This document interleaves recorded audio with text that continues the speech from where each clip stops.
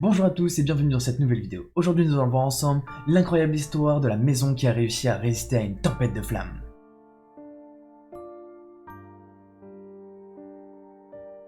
Notre histoire se passe dans la région de Laguna Beach, en Californie. C'est un petit endroit de paradis au bord du Pacifique, sauf qu'il n'est pas rare de voir des vagues d'incendie qui vont ravager la région. En 1993, il va se passer quelque chose d'incroyable. Une vague d'incendie va se déclencher et commence par tout ravager sur son passage, en passant du sud par le nord. Ce seront plus de 30 000 personnes qui seront obligées d'évacuer les lieux pour éviter les flammes.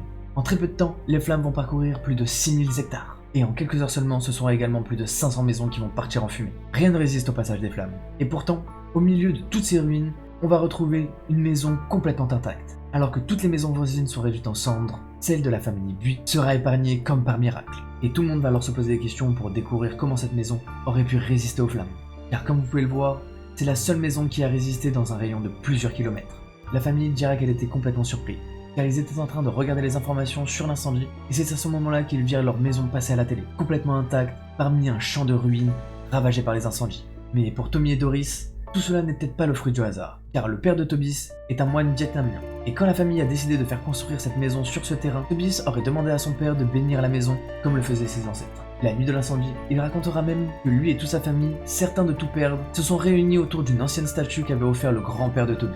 Ils se seraient mis en cercle autour de la statue et auraient fait circuler la statue de Bouddha en priant. Et les prières dirigées vers Bouddha auraient sûrement protégé la maison des ravages des flammes. Ils vont passer toute la nuit à invoquer les esprits pour la protection de leur maison. Et ce n'est que le lendemain qu'ils découvriront avec stupeur que la maison avait été épargnée alors que celle de tous leurs voisins était complètement en ruine, ravagée par les flammes. Et pendant plusieurs jours, cette famille pourra observer un paysage incroyable. Tous les experts qui se sont penchés sur ce cas n'auront jamais réellement réussi à expliquer comment cette maison a réussi à rester debout et ne jamais être touchée par les flammes.